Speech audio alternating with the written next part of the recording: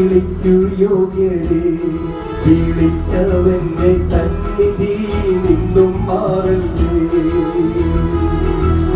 ഉന്നത വിളിക്കു യോഗ്യരേ, വിളിച്ചവന്റെ സന്നിധി നിന്നും മാറല്ലേ.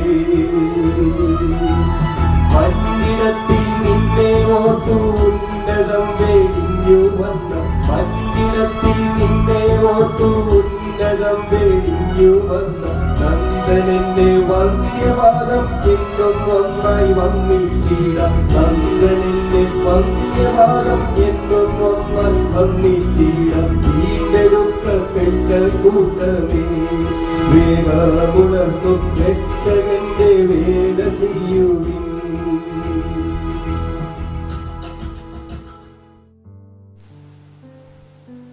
ദൈവനാമത്തിന് മഹത്വമുണ്ടാകട്ടെ.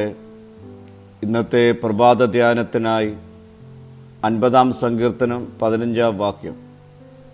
കഷ്ടകാലത്ത് എന്നെ വിളിച്ചപേക്ഷിക്ക, ഞാൻ നിന്നെ വിടുവിക്കുകയും നീ എന്നെ മഹത്വപ്പെടുത്തുകയും ചെയ്യും. മനുഷ്യജീവിതത്തിൽ ആപത്തുകളും കഷ്ടതകളും പരീക്ഷണങ്ങളും ഒഴിവാക്കുവാനാവില്ല. രോഗം, സാമ്പത്തിക ബുദ്ധിമുട്ട്, കുടുംബ പ്രശ്നങ്ങൾ, നിരാശ, ഭയം ഇവയെല്ലാം ജീവിതത്തിൻ്റെ ഭാഗമാണ്. എന്നാൽ ഇന്നത്തെ വചനത്തിൽ ദൈവം 3 മഹത്തരമായ വാഗ്ദാനങ്ങൾ നമുക്ക് നൽകുന്നു. 1, എന്നെ വിളിച്ചപേക്ഷിക്കാം. ദൈവം നമ്മെ പ്രാർത്ഥനയിലേക്ക് ക്ഷണിക്കുന്നു.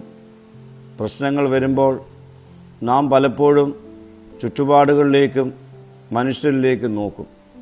എന്നാൽ ദൈവം പറയുന്നു, ആദ്യം എന്നെ വിളിച്ചപേക്ഷിക്കാം. പ്രാർത്ഥന ഒരു മതപരമായ ചടങ്ങ് മാത്രമല്ല, ദൈവത്തോടുള്ള ജീവനുള്ള ബന്ധമാണ്. 2, ഞാൻ നിന്നെ വിടുവിക്കും. ദൈവം നമ്മുടെ നിലവിളി കേൾക്കുക മാത്രമല്ല, ഉത്തരം നൽകുകയും ചെയ്യുന്നവനാണ്. വിടുതൽ എല്ലായ്പ്പോഴും നാം പ്രതീക്ഷിക്കുന്ന രീതിയിൽ ആയിരിക്കണമെന്നില്ല. അവൻ അവൻ്റെ സമയത്തും അവൻ്റെ ജ്ഞാനത്തിലും നമ്മെ സഹായിക്കും. ചിലപ്പോൾ അവൻ നമ്മുടെ പ്രശ്നങ്ങൾ ഉടനടി മാറ്റും. ചിലപ്പോൾ പ്രശ്നത്തിലൂടെ കടന്നു പോകുവാൻ ശക്തി നൽകും. ചിലപ്പോൾ വളരെ നാളുകൾ അവൻ്റെ മറുപടിക്കായി ക്ഷമയോടെ നാം കാത്തിരിക്കേണ്ടതായും വരാം. പ്രിയമുള്ളവരെ, വിടുവിക്കുവാൻ ശക്തനായവനെ വിളിച്ച് അപേക്ഷിക്കുക.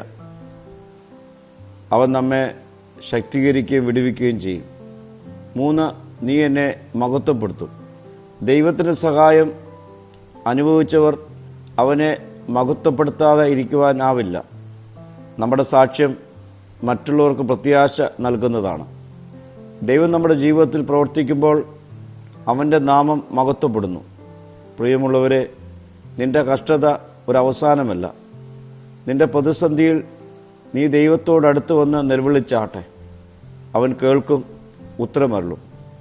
അതിലൂടെ നിന്റെ ജീവിതം ദൈവമഹത്വമായി രൂപപ്പെടും. പ്രാർത്ഥിക്കാം. കർത്താവേ, കഷ്ടതകളുടെ മധ്യത്തിൽ എൻ്റെ ജീവിതം ദൈവമഹത്വമായി തീരുവാനിടയാക്കണം. മഹത്വം നീ എടുക്കണം. യേശുവിൻ്റെ നാമത്തിൽ തന്നെ. ആമീൻ.